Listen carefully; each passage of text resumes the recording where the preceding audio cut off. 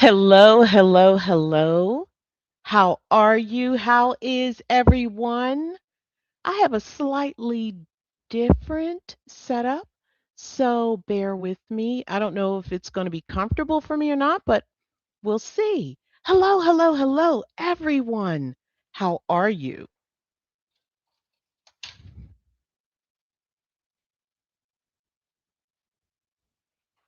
Can you hear me? All right, someone said they hear me. Thank you. I didn't see you. All right.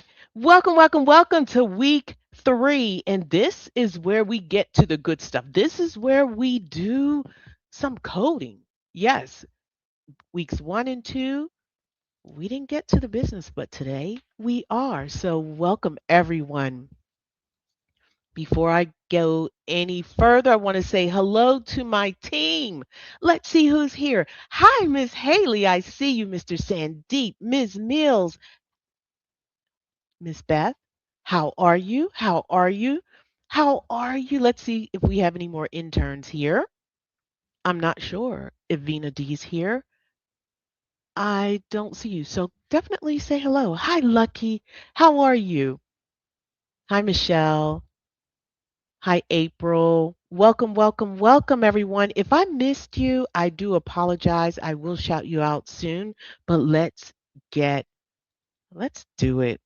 All right, so if you're in this course, you're an I2MC course student, you will access your course from the website www.amcicoding.com.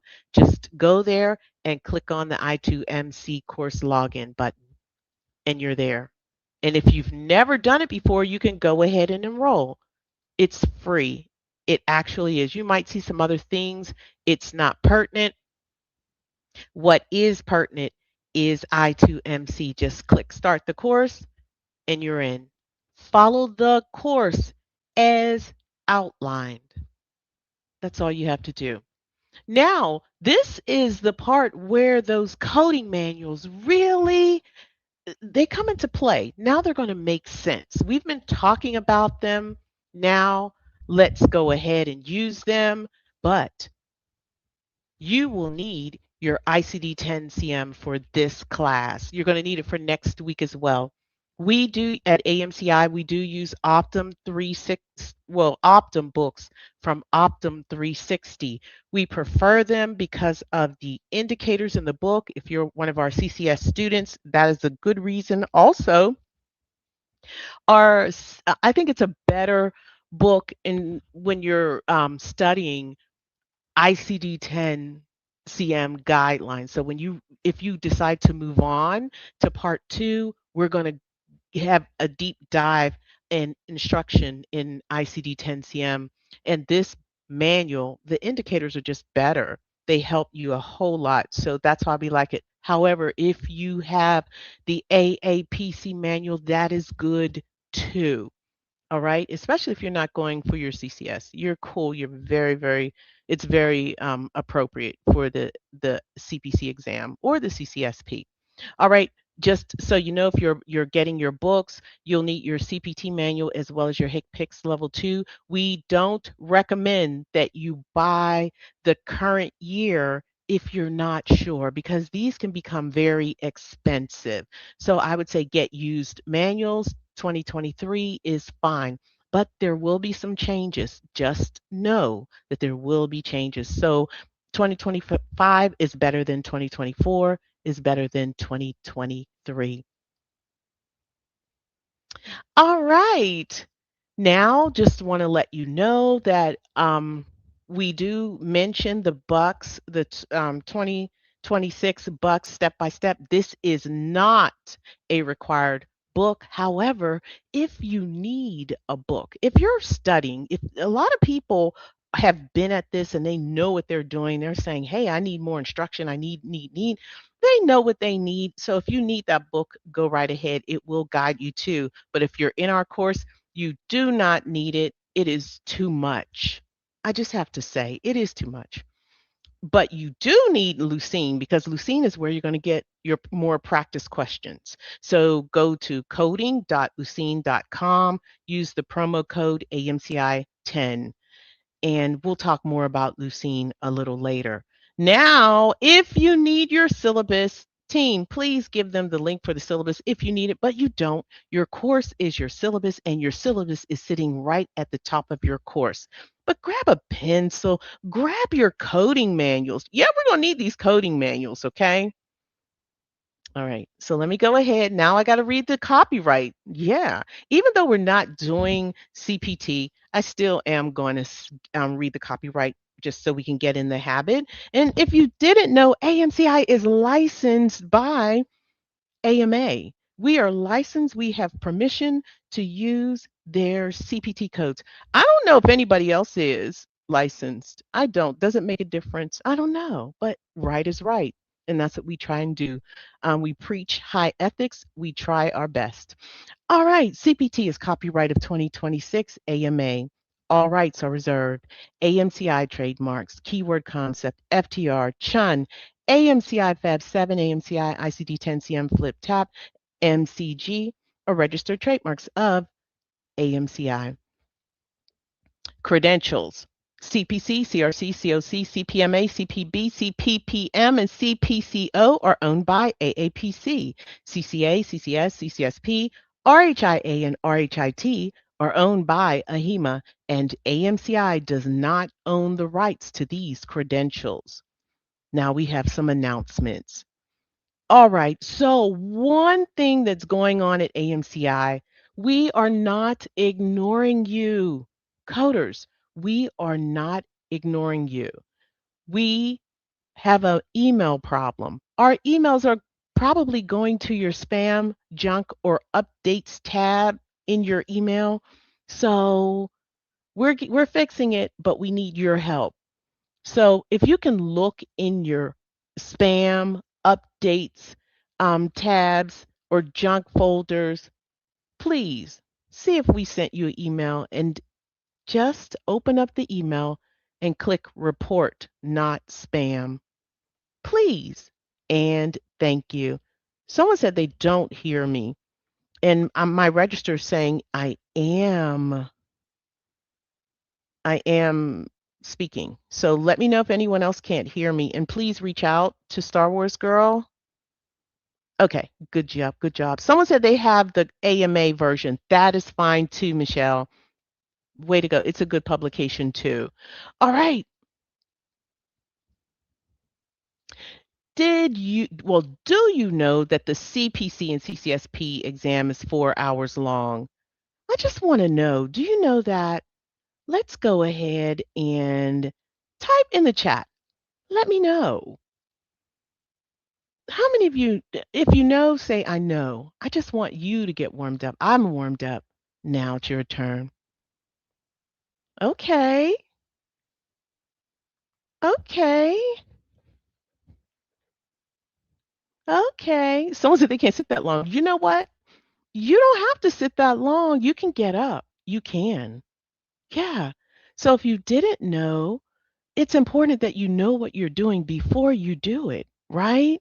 So, the reason why I feel I need to tell you, a lot of people get caught up. And some people think it's a lot of time, and other people realize that it's not a lot of time. That equates to you have 2 minutes, 2.5 minutes per question. So, that's what you have. And then a lot of programs kind of buy into that hype and they tend to focus mainly on the CPC exam or the CCSP exam. And that probably isn't the best thing. And I just want to assure you that we've got your back here at AMCI. We are going to focus on both. And if you don't notice, I'm integrating some techniques that are going to really help your proficiency. You're going to see it today. Yeah, somebody said it's 100 questions in 4 hours. Yeah. So that's a lot of it's a lot of time, but it really may not be, right? All right, so I just want to tell you about AMCI's do's and don'ts. These are kind of like our core principles, and it's not a whole lot. But we want you to believe that there are medical coding jobs Believe that there are, because there are medical coding jobs. So you might say, well, why are people saying there aren't? You know what? I'm going to let logic come into play. The medical coding industry has changed right before our eyes, and no longer is it enough to just pass the medical coding exam. And some people are saying, well, you need experience. Yeah, you might need some experience for a lot of the jobs, and there are a lot of jobs that you don't, but they want you to be proficient at what you do. They really want you to know your stuff. Doesn't that make sense? You have to take almost most employers require that you take a proficiency exam before they hire you. They want to know that you know. And many of those proficiency, not all, exams are not multiple choice. So that means you have to know how to code. So if you only exam prep and then you're going after these jobs, yeah, you're going to get on social media and say, there are no jobs, but just know AAPC has 250,000 members. If you had 250,000 people saying there are no jobs, then there would be no AAPC. There are jobs. The recruiters are saying that the knowledge gap is real, that some of the people coming in don't really know. They don't know their stuff. But here we're going to make sure you do. And they are not saying that about AMCI students. I'm sorry. If you follow the course as outlined, you're going to know your stuff. So believe that there is a job for you, because it is. Also believe you can do this, because you can.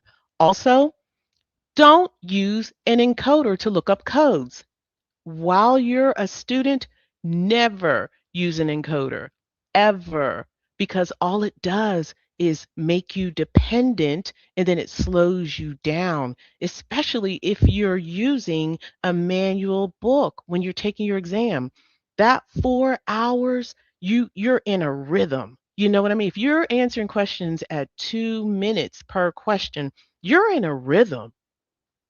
And one of those rhythms is not looking anything up on with an encoder. You have to be proficient with your book. You have to know where everything is in your book. And the only way to know your book is to use your book. And you don't have that much time to practice. So don't invite things that you don't need. So no encoder. What's encoder? Google. Never Google a code. Look it up. Look it up. Don't even ask Lucene. She's not going to tell you anyway, but look it up. All right, last. No, that's not last. Don't always look for the easy way out.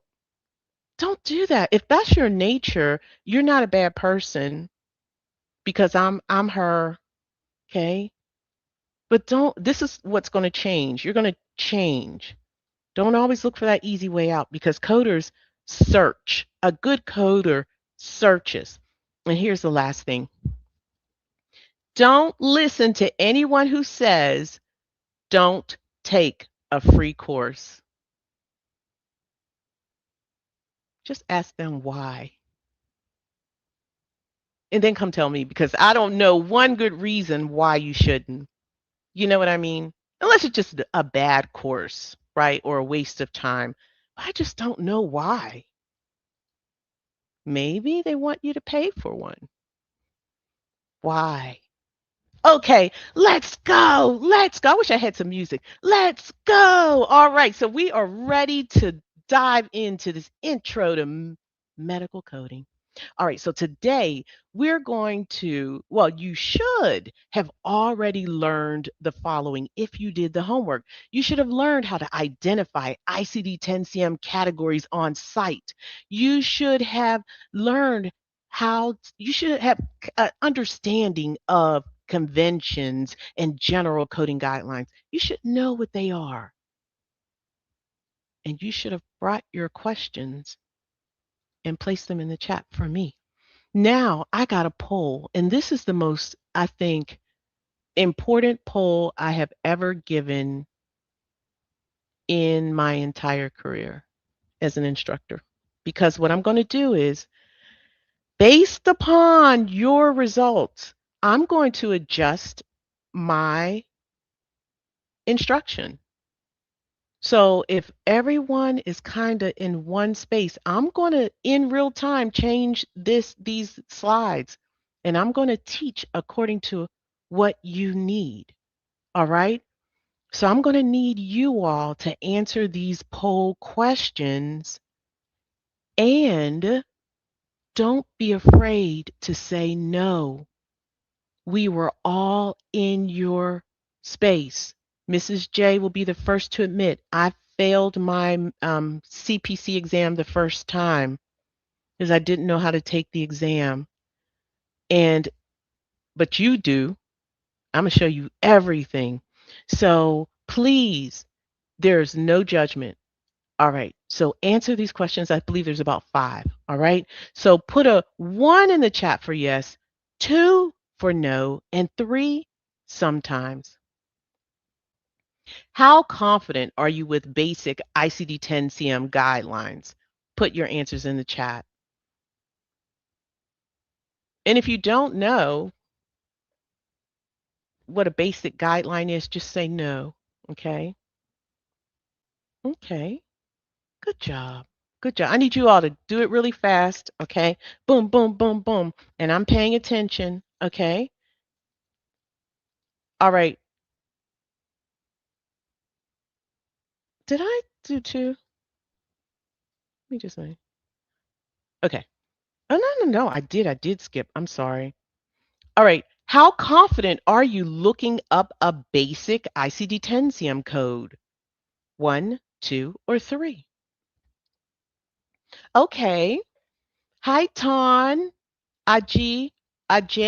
Welcome to class. Hi, Helena.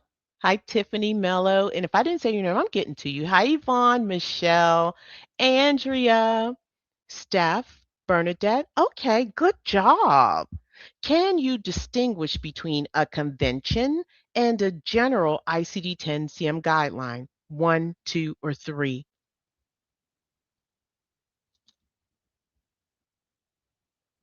Hi, Ann. What are you? Is it Angie or Agni? Agnes. Skyrocky. I had a coach named Skyrocky. I hope I'm saying your name right. Your last name. All right.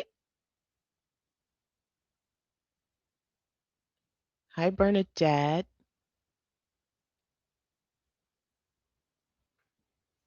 Ida. Okay. Okay. Okay. It's no worries. All right. When you have multiple words in a diagnosis, can you identify the main term? 1, 2, or 3?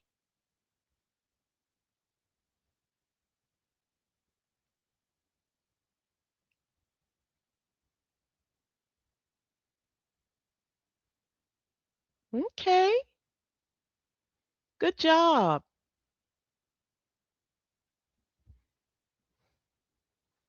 Okay. Now you know that at EF, I can't say your name. I'm going to call you at, but okay. Good job. Hi, Tiffany. Hi, Bismar. Ginger. Sharonda. Okay. Good job. All right. This is the last question. Can you identify the ICD-10-CM category on site? Can you identify the ICD-10-CM category on site? So that letter, so if you see an A in front of the code, do you know which category it's in? If you see a B, a C, okay. All right. So I'm going to say this. I think we have an average of a 3. So I'm not going to change too much. Unless there's something you need, go ahead and type in the chat, let me know. But I think we can go with what we have. All right. Now I've got some more questions for you. These are not poll questions. I want to know what you know. All right. So a parenthesis in the alphabetic index and the tabular list are used to enclose what? manifestation codes, non-essential modifiers, mandatory subterms, or excludes one notes. So those parentheses, what are they enclosing? Okay, I see you, Lucky. Yeah, Mr. Sandeep, these are great answers, great answers. Okay, everyone. The answer is non-essential modifier. So those words inside the parentheses are supplementary terms. So basically, generally, whenever you look up something in a dictionary, things in parentheses are supplementary or alternative words. All right.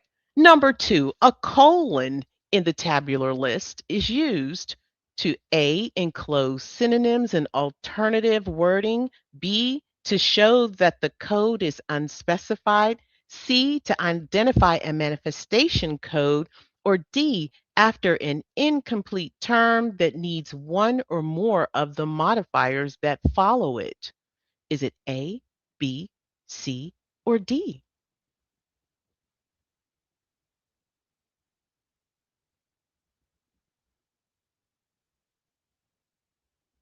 Crystal, you know what? That is actually true as well. It could be too. You're absolutely right in the dictionary. Thank you for bringing that to my attention. All right, and everyone, well, for the most part, people are saying D. Absolutely. When you see that colon, a colon tells you that the term above is incomplete and you must add one of the modifying words beneath it to kind of make it complete. All right, good job, everyone. Number three, the abbreviation NEC directs the coder to what? A, an unspecified code. B, the other specified code. C, the default code listed in the index. Or D, a combination code. What does NEC mean? And if you have a different definition, go ahead and type it in the chat. Hi, Marquid. That's right, Olga. Way to go, way to go, way to go. Hi, Mello. If you have a different way to remember it, write it in the chat because we do say the other way. And the answer is what you all are saying, the other specified code. NEC is not NOS. NOS means not otherwise specified. So it's basically a general code. NEC is not elsewhere classifiable, meaning that the doctor said the diagnosis but is not in the book. So if it's not in the book, the doctor specified it but is not in the book, so it is the other one, the other specified code. I know Star Wars girl, they are on fire. Good job, everyone. Good job. All right, number four, a code first note under a code tells the coder what? Is it A? This code may be reported by itself. B? This code is always sequenced first. C? The underlying condition must be sequenced before the code. Or D? Two codes may never be used together. What does code first mean? A, B, C, or D?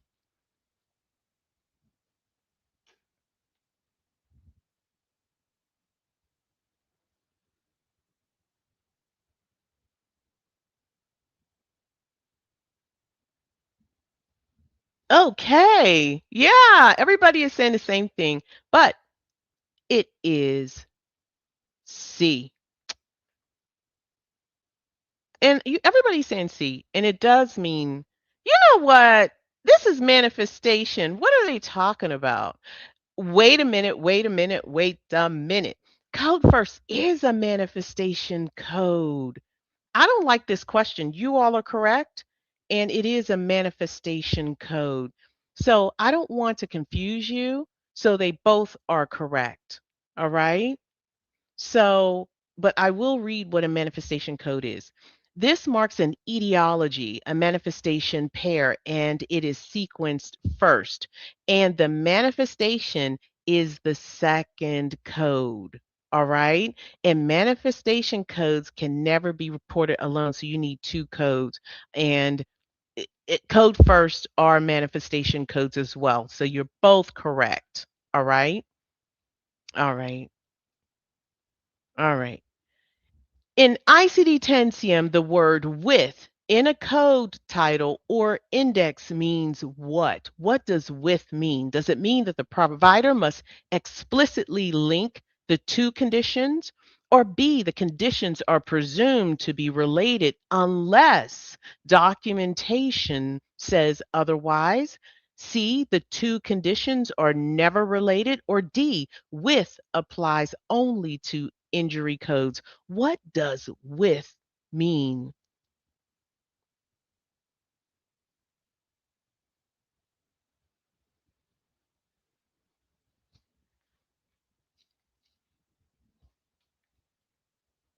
We're a little quiet on that one, right?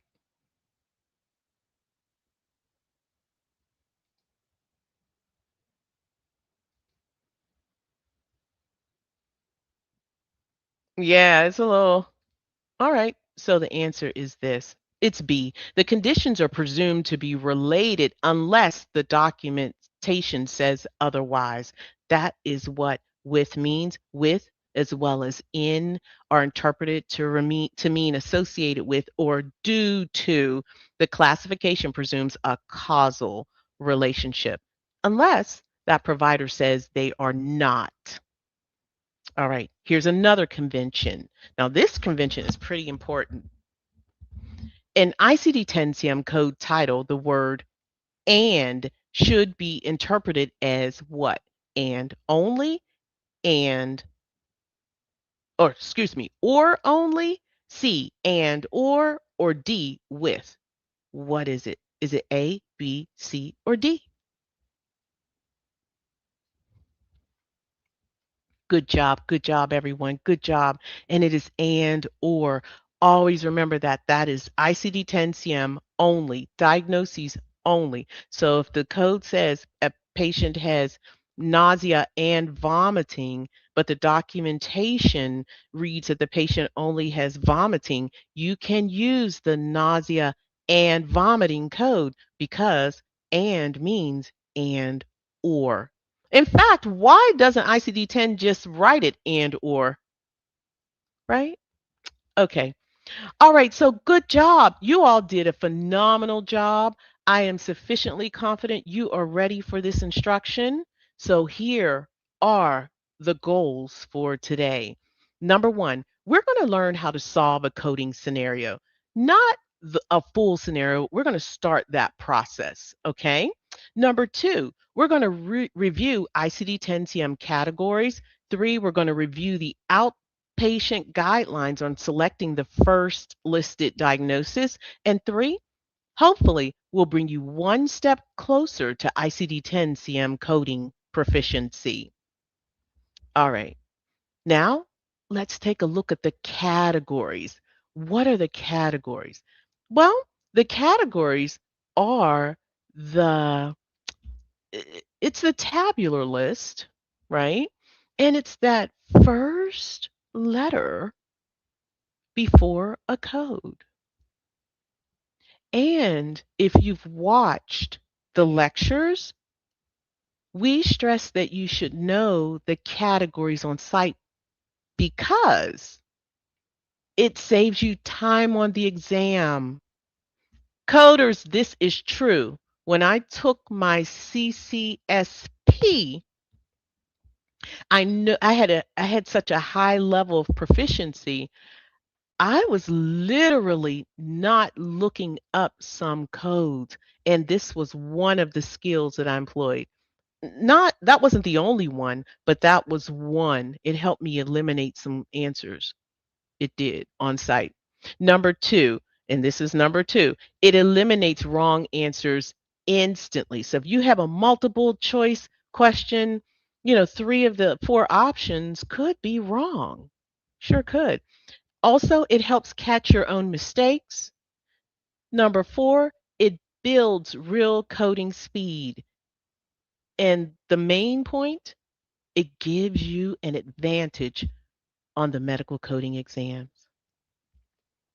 So, in your homework, in your lectures, we reviewed these 22 chapters, and I'm not going to do them. I'm not going to, kind of regurgitate what you already did, but I will review a few to kind of give you the gist. And if someone doesn't, didn't watch, at least you'll understand what we're doing.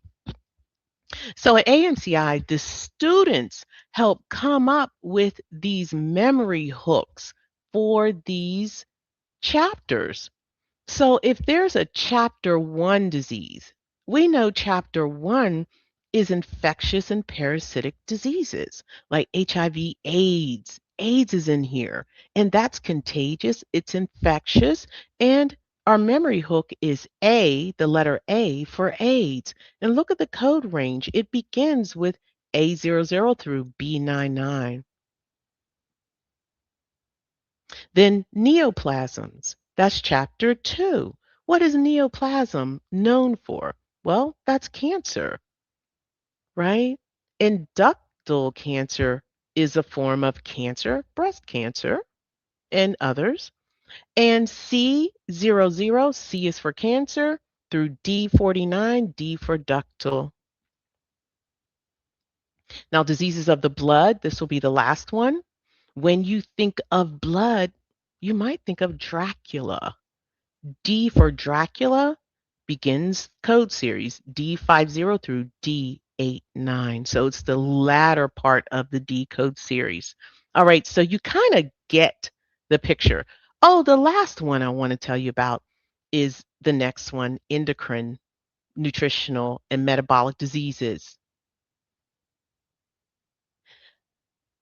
When you think of this, chapter 4, the most common disease that you're going to study as a coder is going to be diabetes. See all those E's in there? Diabetes for endocrine. E is for endocrine. And when you think about endocrine, you think about diabetes in code series E00 through E89. All right. So let me know if that helps you. Definitely, we want to know what we're doing. If it helps, let me know. But we're going to move on because we've got some exercises. And I want to show you how knowing these categories on site can help you answer questions very quickly and eliminate wrong answers very quickly. So before we get started, we're going to look at these scenarios, but you need to know the rules. So essentially, you'll need to read the scenario, identify the body system, or identify the, not necessarily body system, but the disease, right? Select the best answer and do not use your code book. So you're going to read the scenario, select the disease, identify the disease, and select the best answer. I just came up with these really quickly, and you really don't need any rhythm. And it says you have 30 seconds to answer. You don't have 30. I'm going to give you 10. Yes, because you can do it. I'm going to read the answers first. And this is why at AMCI we read the answers before we read the scenario. You'll see K35.80B, I12.3, C, N18.9D, F32.9. And if you can answer, go ahead and answer. A 62-year-old man is brought to the ED with crushing substernal chest pain and diaphoresis. Diaphoresis. The cardiologist diagnosed an acute ST, elevation myocardial infarction. This is a heart attack. Select the best answer of the 4 without looking up the codes. And you all are rocking. Come on, everybody. I'm not saying that they are correct. I'm not saying they're correct. I'm just happy that they answered. Just answer. Read it and answer. And they all said, so far, everybody is saying B. And the reason they know it's B is because they saw that first letter, I. And when we think of I, they learned that I begins with infarction. Infarction, that's pretty much a heart attack or some kind of cerebral infarction, and that's a circulatory disease. I. When we think of I, we think of the circulatory system. That's right, Mima. All right, we got another one. Great job. Let's go. They did knock it out the park, Miss Haley. All right. A, L40.0, B, J30.9, C, M54.50, D, H10.9. A 34-year-old presents to the dermatologist with thick, silvery, scaly plaques on both elbows and knees. The physician diagnosed psoriasis vulgaris. Select the best answer of the four without looking up those codes. Okay, so if you're new here, do not be intimidated. If you can't answer, that's because you probably haven't seen the lecture. So that's your hint to go watch the lecture, and we are not judging. Just do your best. Oh, someone wants to see the categories again. It's in your lecture, okay? Man, man, You know what, Sharonda? I want to. One second, let me see if I can.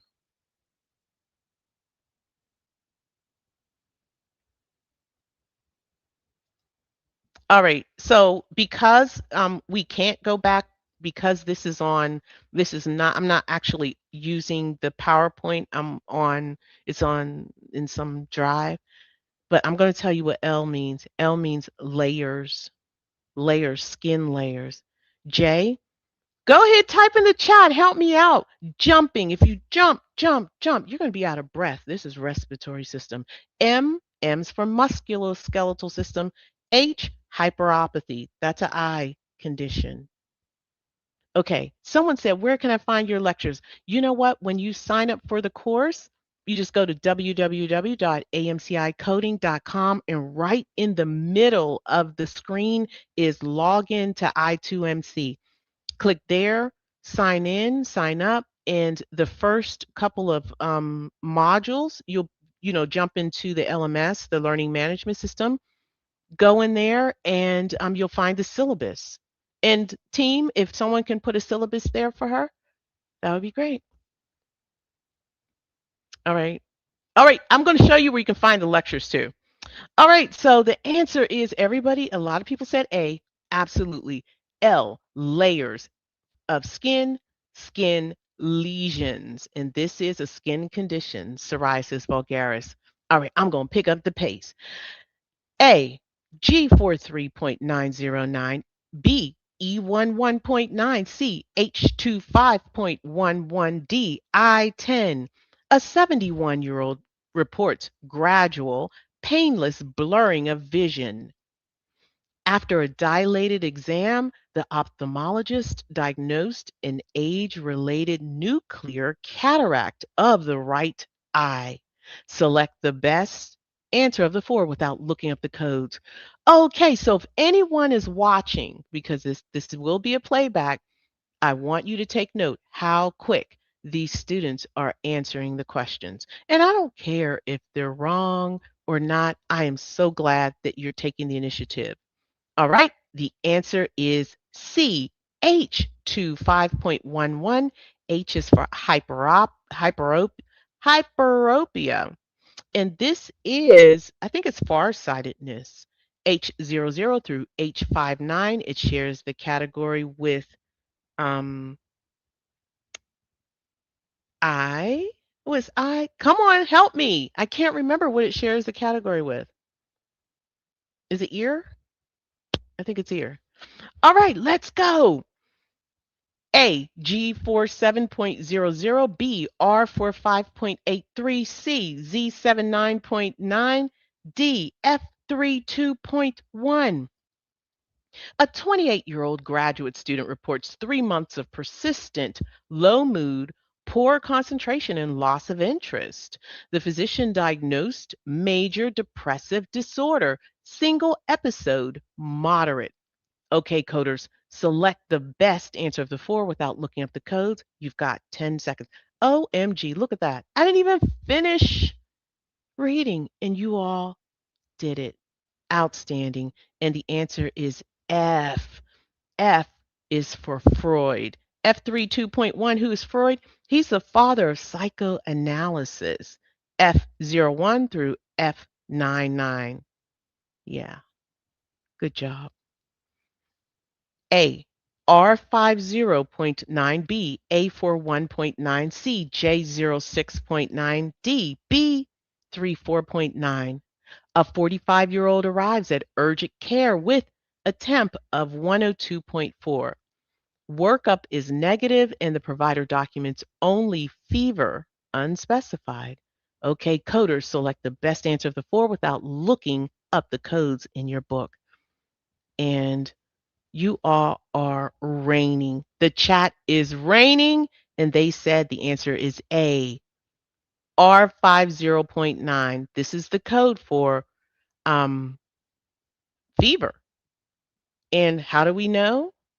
Because this is the code for signs and symptoms. So running to the restroom is a sign and symptom that, yeah, you got to go to the bathroom, but if you go all the time, you could have prostate cancer, you could have BPH, but R00 through R99, that is the code series. All right, I think this might be one of the last. Is this it? No. No. We're almost down to the wire. All right. A, M25.571B, S93.411A, C, I10D, T14.90. A 19-year-old rolled her ankle during a soccer match. The urgent care physician diagnosed sprain of the calcaneofibular ligament of the right ankle. Initial encounter.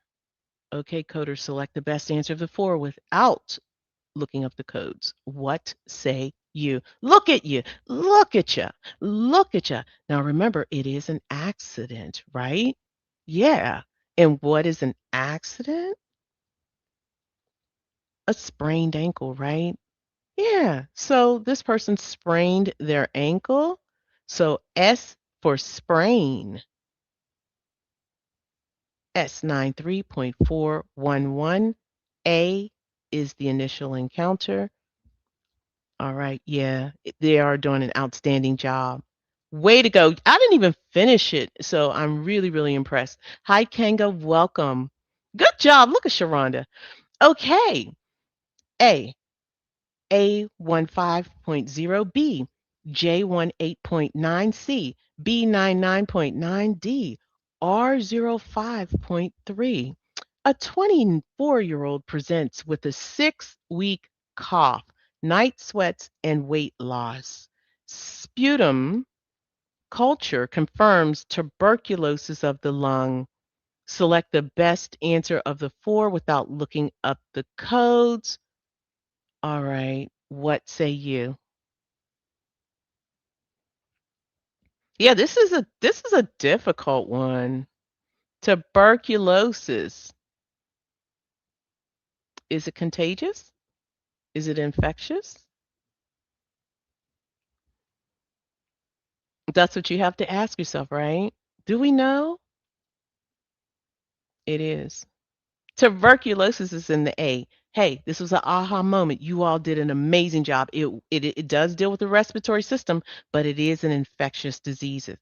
And when you think about infectious disease, you think of AIDS, right?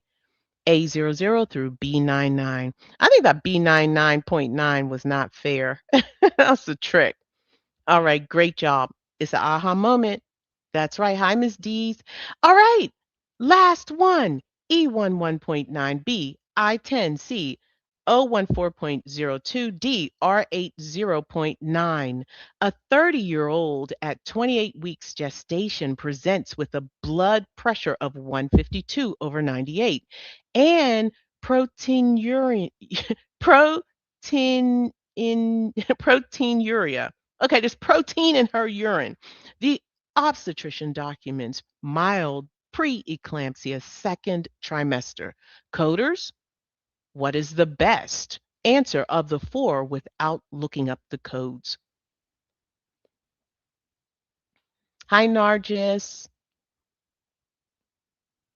I believe if you're looking from your phone, I'm not sure. You probably could screenshot the playback if you want these notes. All right. What say you? Everyone is saying the same thing, and the answer is C. O for obstetrics, O00 through O9A. And you know what, coders? Well done, well done, well done. I saw someone in here saying, hey, I didn't understand it, but they were right in the chat. That's what I'm talking about. They didn't miss a beat. Outstanding. All right, so remember, you find that chapter first, then the code follows. That's a gem. Oh, okay. You know what, Desert? I like that. I like that. Desert said oxytocin. Uh-huh. That's right. Awesome, awesome work. Okay, so now that we kind of know what these chapters are and the significance of those first letters, now let's turn our attention to main terms. When you are looking up diagnoses, often there are more than one term, right? So when there are more than one term, you have to determine what is the main term. Okay, someone said there are in. Okay, got it. All right, so you have to determine what the main term is. Does anyone know the hierarchy that AMCI suggests that you follow?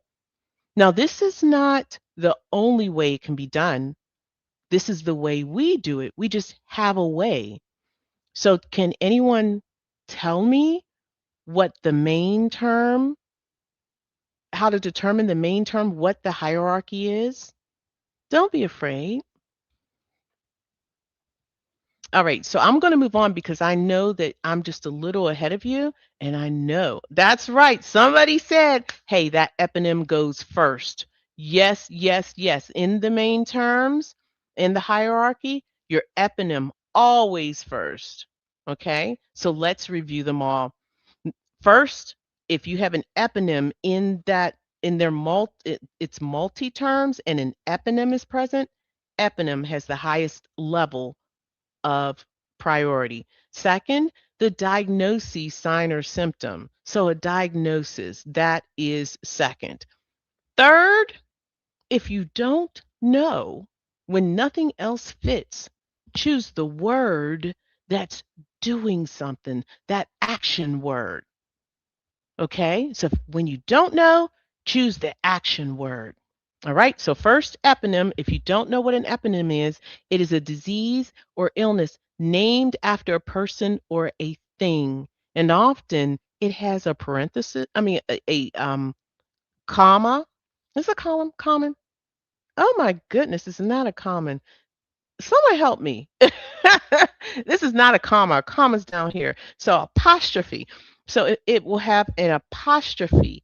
Often, not always, an apostrophe. Okay?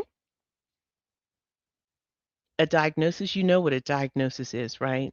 So it's that what the doctor diagnoses you with, or it could be the sign and symptom if there's no diagnosis.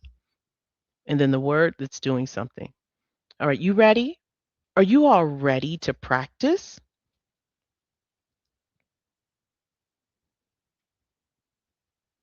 Look at this. We have somebody giving us some examples in the chat. I love it. I love it. I love it. So we're going to practice together. All right. So essentially, the answers are going to be here because we have to move along, and then we have an exercise where you're going to have to demonstrate it. So, what is the main term? When you see Crohn's disease of the small intestine, we know that Crohn's is an eponym. That is your main term. Acute bacterial conjunctivitis. Acute bacterial.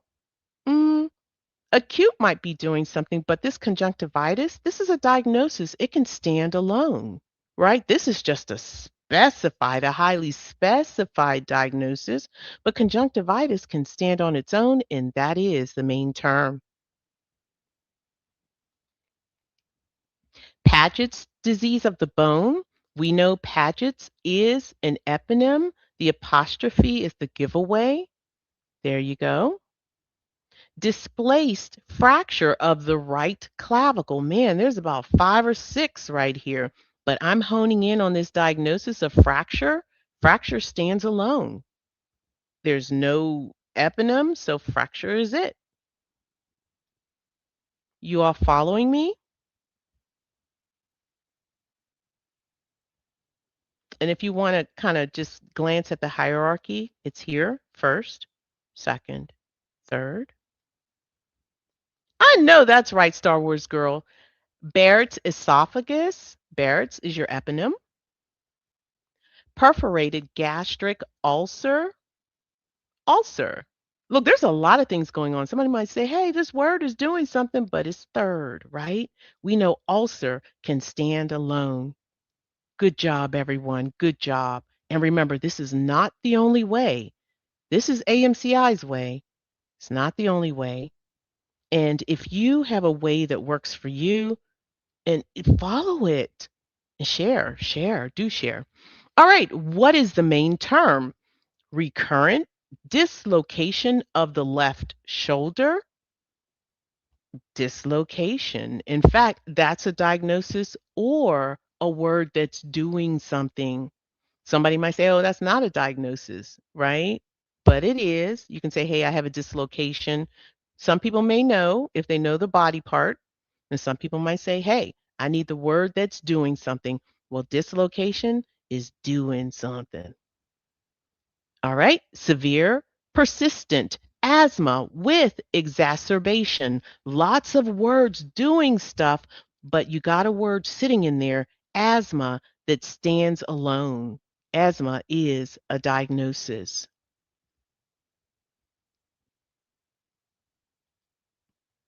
Bell's palsy. Bell's is your eponym. Enlarged prostate with urinary obstruction. We got a lot of stuff. We're not going to be, no one's going to confuse us. I'm honing in. There's a couple of words, a couple of terms, and you could look it up both ways, but you can look up enlarged or obstruction, either or, and you'll find the term, or you should. If you don't, because books do update. So enlargement or enlarge, that's the word that's doing something. Look it up and then scroll down for your subterm, prostate. Now, we're going to look up some codes. And it's important that we study the main terms because it's key when you're actually looking up codes. And because you've studied it, in your homework, I don't want to be repetitive. I kind of want to just review very quickly.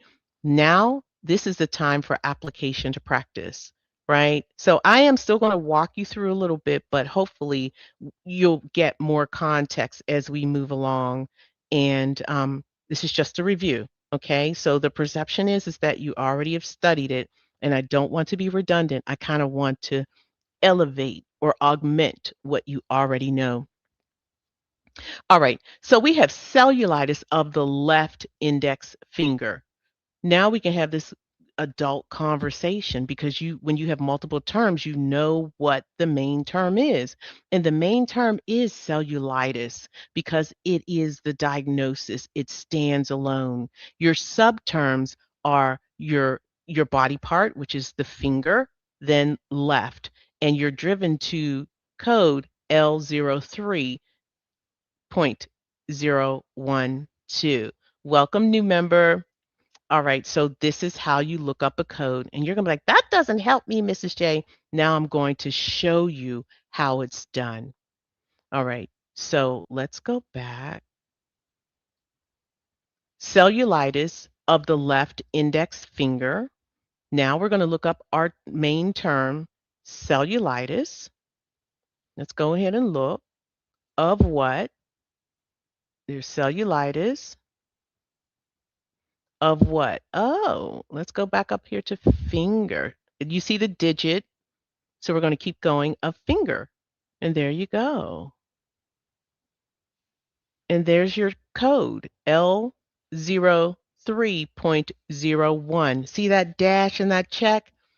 Rest assured that you have more to do, right? So that means you gotta look it up in the tabular list. You cannot skip.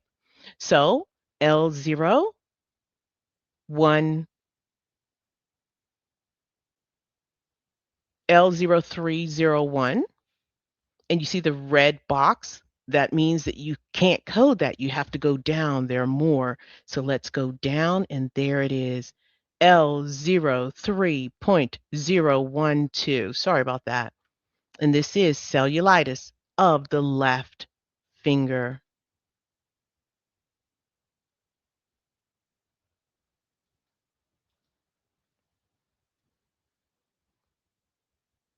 All right, sorry about that. I'm trying to look it up and be efficient. So that's your verified code because we verified it in the tabular list. This is how you look up your codes. Acute pyelonephritis. Pyelonephritis is your diagnosis. That is your main term. Your subterm is acute. The verified code was N10. Now I'm going to go look it up. I'm going in my index in alphabetical order. I'm looking up pyelonephritis.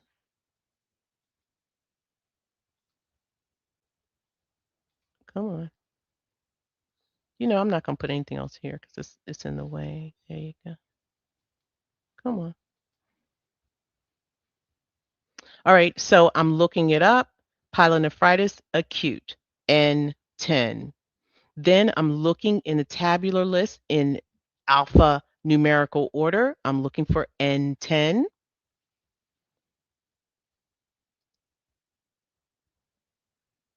And here it is, acute pyelonephritis. There is no box. I can go ahead and code it.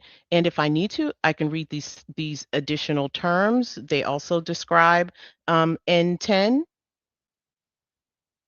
And that's my code.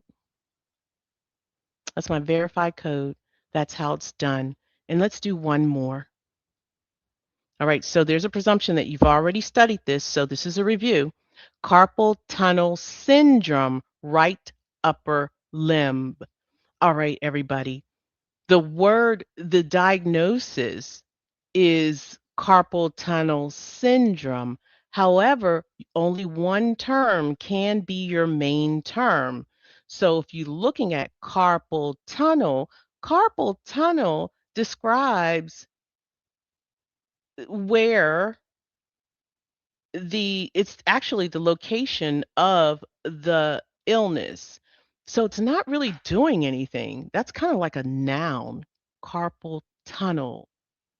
But syndrome is the word that's doing something. It's the word that's doing something. So that is your main term. And you know what, coders? I'm going to let that marinate for a moment. Syndrome is the word that's doing something. It could be a diagnosis, but no, that's too broad. So it's the word that's doing something. I'm going to look it up. Boom. My subterm, carpal tunnel, and this is right. And my code that I verified was G56.01. Now, if you all want to test that, you want to say, hey, I want to look up carpal tunnel, go right ahead and look it up and let me know what you find. And also, too, here's another thing.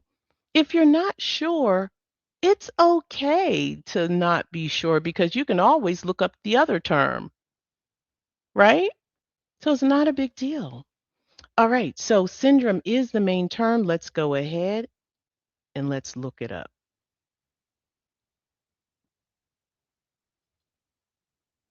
If it lets me, I have to get this out of the way. It's in the way.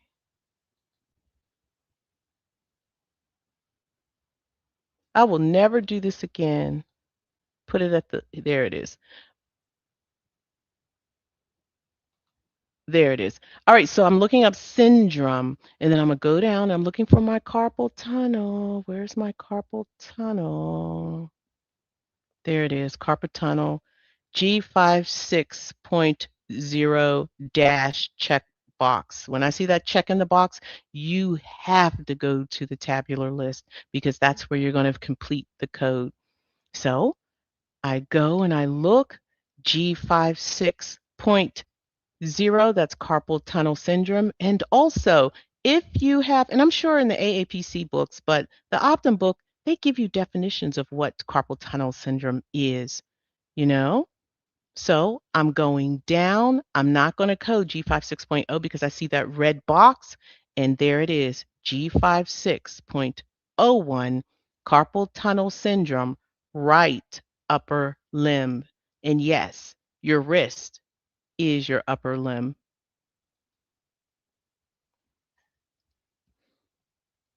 And that's the verified code. So that is the process of looking up a code manually.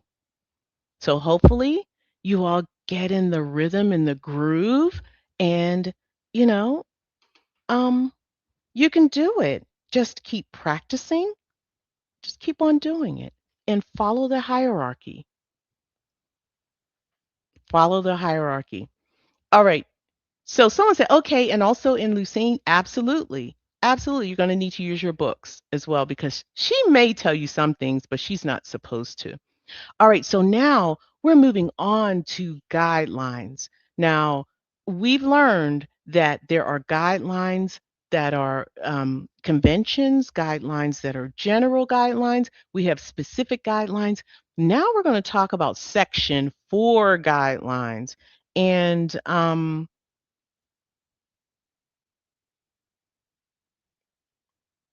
we going to talk about Section 4 guidelines now?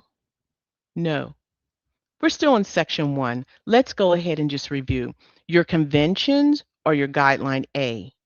Your general guidelines are guideline B. Your chapter specific guidelines are guidelines C. All right, so you got A, B, and C. And this is where they're located in your index. Right here on the left are your conventions, and there are 19 conventions. So, this is the way things are done, like the use of and or, excludes one, two, etc. This is the way things are done in ICD-10-CM. Now, guideline B, these are general guidelines. These act more like guidelines.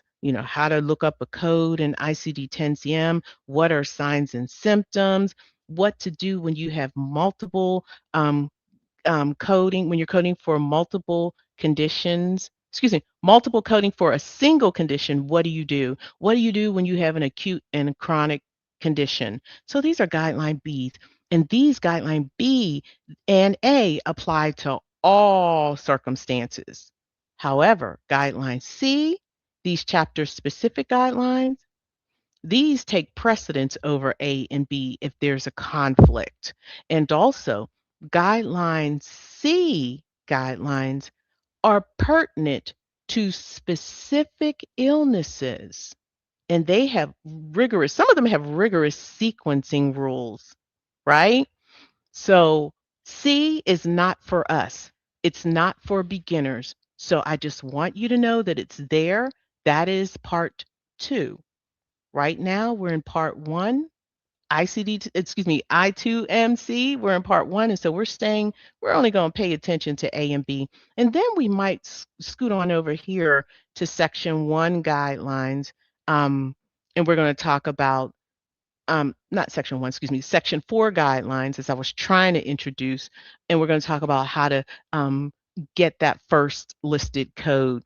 But really quickly, here are your conventions, and if somebody wanted to screenshot them, they are here, but they're also in your book. I've just pointed out where the A are, and you can also read up on them as you know, go further in your book. Just turn the page, you'll see the actual definitions of each. Also, I'm going to stop for a minute so you can screenshot if you choose.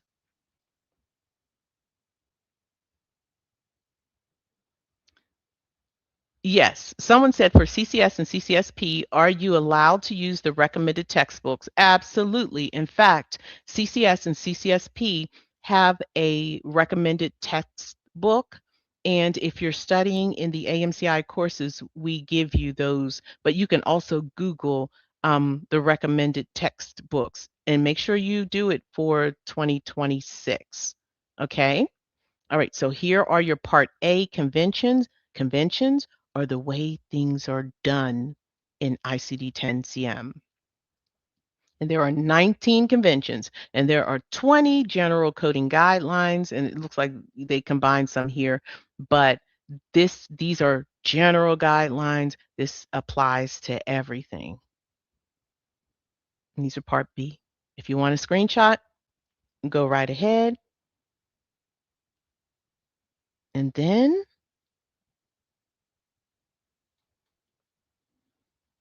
I also want to ask you about what is a diagnosis versus sign and symptom. I want to just kind of test if you understand it, right? So essentially, a diagnosis is the illness identified from the sign or symptom, right? So essentially, a sign and symptom is an indicator that something is wrong. It's an indicator of a disease or diagnosis. And if you didn't get far enough in the instruction, you will study this, so don't panic, okay? And it's not hard. So that's the difference between the two. And generally, one of the general coding guidelines is when you have a diagnosis, an established diagnosis, there is no need to code the sign or the symptom. Okay. Now, what is a sign? A sign is something you can see, right? That can be observed. The doctor can observe it. A symptom, well, the patient can only tell you about it. It's from the perspective of the patient. So if a patient has a headache, that's a symptom. If the patient has floaters in the eyes, the doctor can look in the eye and see the floater. That is a sign. Think of a stop sign. You could see that sign. All right. So I have a little exercise here, and there's really no right or wrong answer. But if someone has dysuria, so that's painful urination, just throw what it could be. What is that an indicator of what diagnosis? So if someone has painful urination, and we have an RN here, and I know she can throw some in that chat. Go right ahead. Go right ahead. But what is that an indicator of? What is that? And also, too, dysuria, is that a sign or a symptom? Painful urination? Yeah, very good. Very good. Is it a sign or something? Yeah, someone said UTI, someone said bladder infection. Yeah. Yeah, UTI. Absolutely. All right, wheezing. Wheezing. Oh, also dysuria, painful urination is a symptom because only the patient can tell you about it. No one can see painful urination.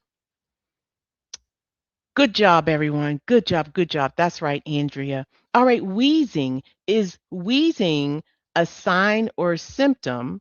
And what is that an indicator of?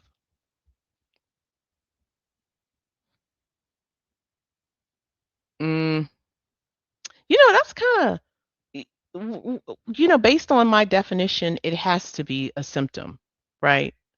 Doctor can hear it, right? Can't see it.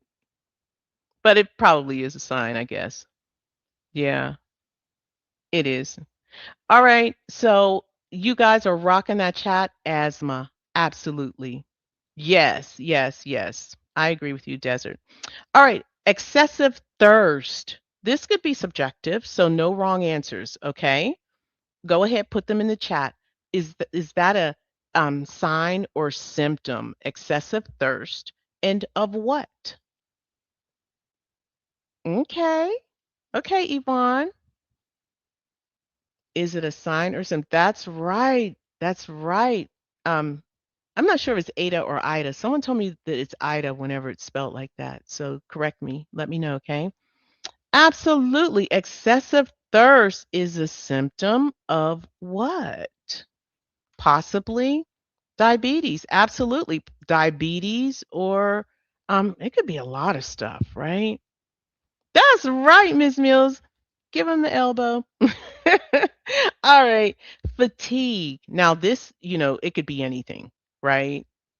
Fatigue, sign or symptom. And what is it an indicator of? What diagnosis? Someone said medication. Absolutely. It could be that. Absolutely. It could be anything, right? And it is a symptom. Anemia, right? Absolutely. Okay, last one. Jaundice. Sign or symptom. Jaundice. Someone said B12 deficit. Someone said anemia. Anybody know if it's a sign or a symptom? Yeah, someone said sign. Yeah, you can see it sometimes, especially if the eye coloring is yellow. And that's an indicator of some kind of liver disease like hepatitis. Good job, everyone. Great job. So, the moral of the story is you code the sign or the symptom only when there's no definitive diagnosis. So, whenever you have that diagnosis, go ahead and code it and do not code these signs or symptoms. Great job, everyone. That's right, Miss Olga. Outstanding. Now we're ready to move on to this selection of the first listed code. And I know some of you may have to go, and you only can stay for an hour, but classes are for an hour and a half, and we should be leaving very close to the regular time. All right, so now we've got selection of the first listed code, and these are section 4 guidelines. And in this section, we're talking about the chief reason for the encounter. Why did that person come? Why did they come? And if you can answer that successfully, that is the diagnosis often. All right. So it's important whenever you're coding that you establish that first listed code, period. In the real world, you have to nail it. And here's why. Because Section 1862A1A of the Social Security Act says Medicare is only going to pay for things that are medically necessary. And the way you establish medical necessity, that first listed code. So if you are going to carry out a mastectomy, that first listed code must be breast cancer. If a gastric bypass is going to be paid for, that patient has to have obesity or some type of obesity as your first listed code. That's what's going to substantiate paying for that gastric bypass. A bunionectomy, the patient has to have a bunion. Endoscopy, the patient has to have something, maybe a gastric ulcer, something. So it's important for the coder to be able to identify that first listed code. And today we're going to practice it. We're going to practice it. All right, so now we're going to do some scenarios. And no, I'm not going to sit here and run through them. I rushed so we can get here, and this is what you're going to do it. You're going to practice it, and you're going to learn it, and we're going to do it together. All right. So this is how you determine the first listed code. So when you see the scenario, it's important that you do your inventory, then select the first listed code based on guidelines, and then review your answer. We don't have a standard way to do it because selecting the first listed code is the first part of solving a scenario. So we don't really have one. I just really want you to learn how to select the first listed code. But if you need to, go ahead and inventory. That'll help you see signs and symptoms. All right. And what we're going to do is we're going to determine what was chiefly treated or addressed. And when you can determine that, often that is the first listed code. Essentially, why did they come? A patient could have a ton of illnesses, but you need to lock in on why they came, right? All right, so we're going to do this one together. Can you identify the first listed code?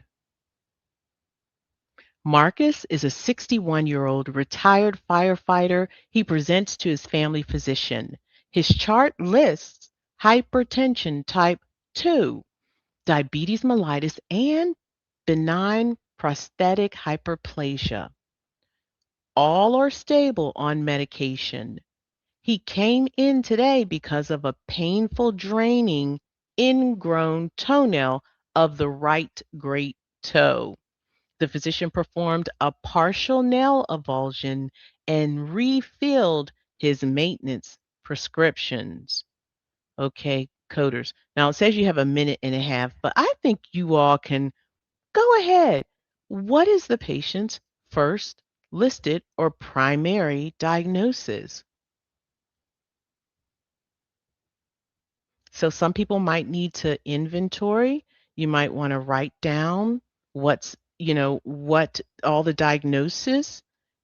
And that's important because, if you have to code the whole encounter, you should, right? So let's go ahead and do it. The diagnoses, signs, and symptoms, and do it in the order that they're documented.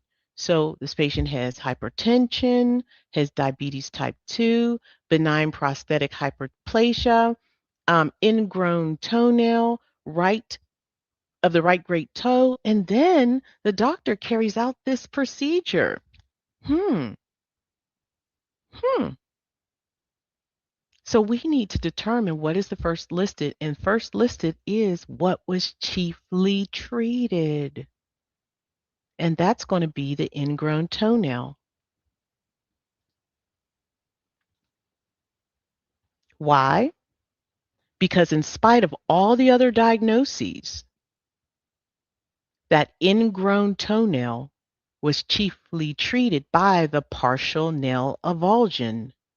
And remember, Medicare, CMS says we're not going to pay for anything, no procedure, if that first listed code doesn't justify the procedure. And the first listed code, ingrown toenail, substantiates medical necessity for that partial nail avulsion. You all got it. You didn't even need me to do this. You didn't. All right, I'm going to move on. All right. Denise, a 38-year-old teacher, reports 2 weeks of burning epigastric pain, nausea, and belching that worsens at night. An upper endoscopy performed the same day confirmed a gastric ulcer without hemorrhage, or perforation. All right, coders, we're going to move along and we're going to determine why this patient came and what was chiefly treated. I'm going to list the diagnoses, signs, and symptoms. Go ahead, put your answers in the chat if you are ready. But the patient had burning epigastric pain, nausea, belching, and then the doctor diagnosed the patient with a gastric ulcer without hemorrhage or perforation. Also, an endoscopy took place, right? Yeah. And all of these signs and symptoms will substantiate this endoscopy as well as this diagnosis. But the rule is when you have a diagnosis, then you do not code the signs and symptoms.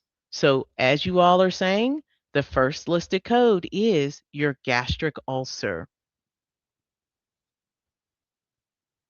And I don't think I need to explain that. I think you all understand that. Good job, good job, good job. And if this is too advanced, it just means you just need to read or watch the lecture. I believe 4 is, you'll see 4 in this next module. All right. So gastric ulcer substantiates medical necessity for everything on that claim. All right, we got another one. Can you identify the first listed code before I finish? A 47-year-old graphic designer is seen by dermatology for a mole on her upper back that has changed color and border over the past 3 months. Her history includes hypothyroidism and seasonal allergic rhinitis. The physician performs a punch biopsy of the lesion and sent it to pathology. The results are pending. What say you? What is the first listed code? Why did this patient come? Was it for the hypothyroidism, seasonal allergies?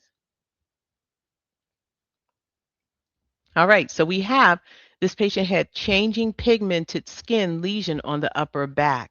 The patient also has hypothyroidism, also seasonal allergic rhinitis, and then had a procedure of a punch biopsy of a lesion. Now, even though we have diagnoses on this inventory, the reason for the encounter was the reason she came was she had changing pigmented skin lesion on her upper back and had a office procedure, a punch biopsy, right? So that is your first listed code, and it substantiates the provider carrying out that procedure, that punch biopsy. It substantiates medical necessity. If you do not code this changing skin lesion, that procedure would not be paid because hypothyroidism couldn't do it, seasonal allergies wouldn't do it. That's a mismatch. So your first listed diagnosis has to substantiate medical necessity for that procedure or that encounter. Okay? All right. So just want to review what the chief reason for the encounter is. I really didn't talk so much about it. I just said that the chief reason for the encounter was essential, but it is the first listed diagnosis, your reason for the encounter. It substantiates medical necessity for the treatment rendered, and it answers why they came. And it also substantiates that procedure. And you need to ask yourself if no procedure took place, what was chiefly treated? So essentially, the chief reason for the encounter or the first listed diagnosis answers why they came. And if they had a procedure, that procedure that diagnosis will substantiate that procedure. And if there's no procedure, you have to ask yourself, what was chiefly treated. So if you have 3 diagnoses, you were in there, you have diabetes, hypothyroidism, and hypertension. Of the 3, which one did they chiefly treat? And that is your first listed diagnosis.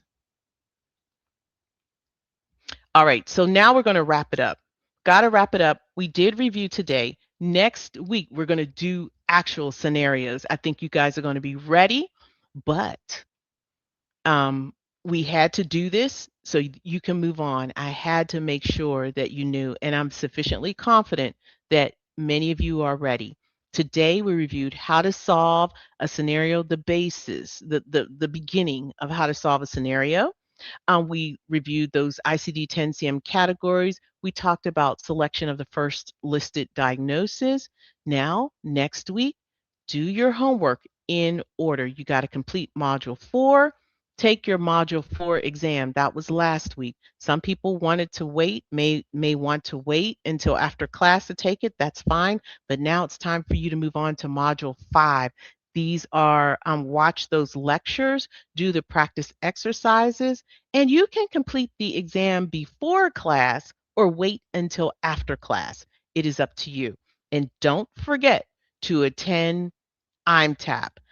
Ms. Mills is in the chat. She's over IMTAP, and so too, she might have a link or two for you or some directions. So definitely look at her. And also there is a link in your LMS on how to join IMTAP. And I believe in Discord too. Not sure. Okay, so if you are an MCDC course student, you don't need to be here, but if you want to be here, I see you and I'm happy to have you. I want you to do your coursework in modules 3 and 4. All right. So remember, please fill out that survey. And I just want to remind you that if this is your first time and you want to get information about the I2MC course, just go to www.amcicoding.com and click on I2MC course login. Yeah, you can log in. You can also find out more about it there as well. Okay. All right, so this is your homework. This is the I2MC LMS. Just work it in order.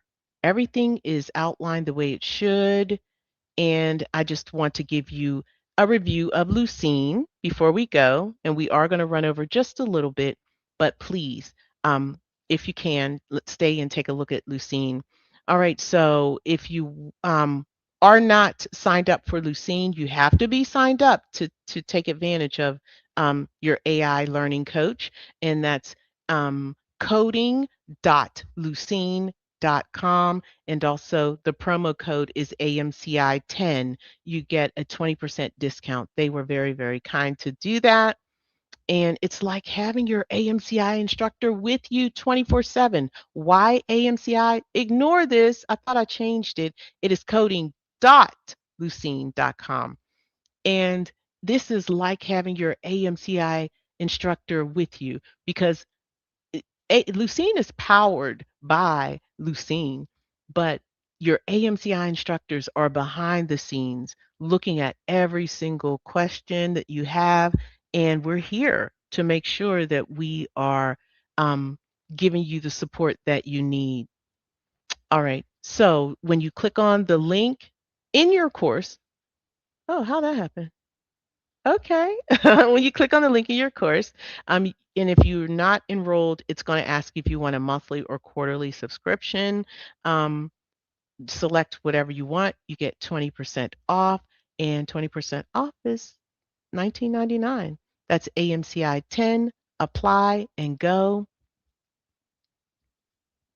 And when you come in, the first thing that they're going to have you do is select your coach. If you don't know, if you're new to medical coding, I suggest Mira, but definitely read Sage and Quinn and select the best that works for you. Also, make sure that you let us know which certification you're preparing for and your target exam date. And then just when you bounce in, you're going to see a lot of different things. I don't know. Yeah, I'm not sure if you see all of this. Let me know. Type in the chat. But this is where we are. This is I2MC. This is pertinent to us. So we're going to click on it. We're going to open up that course. And I recommend that you don't browse the cases. No, excuse me. You don't start with the recommended prep. Just browse. Click on browse, right? And then you're going to bounce. Why am I here? It shouldn't look like this. Okay. Well, we'll just let it go. Anyway, you're going to land in your LMS or your Lucene LMS. And this is the first question. I do apologize. I think this is the wrong one. This is the wrong one. All right. So I'm doing a, let's see. This is the wrong one, so I'll just talk you through it. So when you come in, you're going to get your practice exercises, okay? So this first one is, a general question. It's a true and false question. And one of the things that I wanted you to see was over here. These are your resources. If you click on this, it's going to fold out some resources that will help you if you can't answer that question. So definitely take advantage of that. Click on your resources, and essentially, those are videos. See?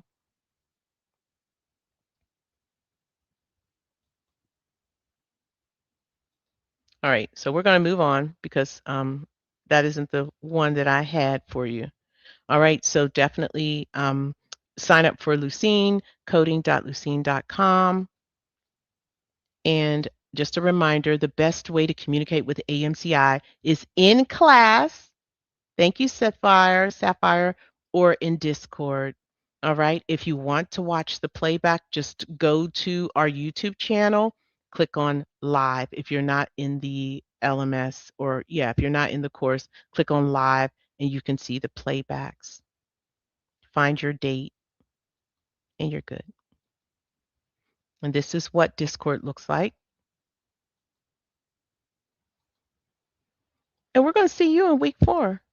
So do your homework and be ready. We're going to have some scenarios the AMCI way. I think you're going to be ready. Okay, everyone, when you get a moment, please fill out that survey. And if you're unable to, let me know. Thank you. That's right. Hi, Brenda.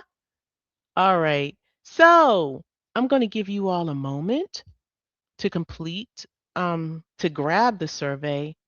And if you would kindly complete it, that would be so helpful. All right. And I just want to say so long on behalf of the team, Mr. Sandeep, Ms. Mills, Miss Haley, Miss Olga, who else is in here? Miss Beth, Star Wars girl. On behalf of all of us, we want to say thank you. And thank you for being and doing your best.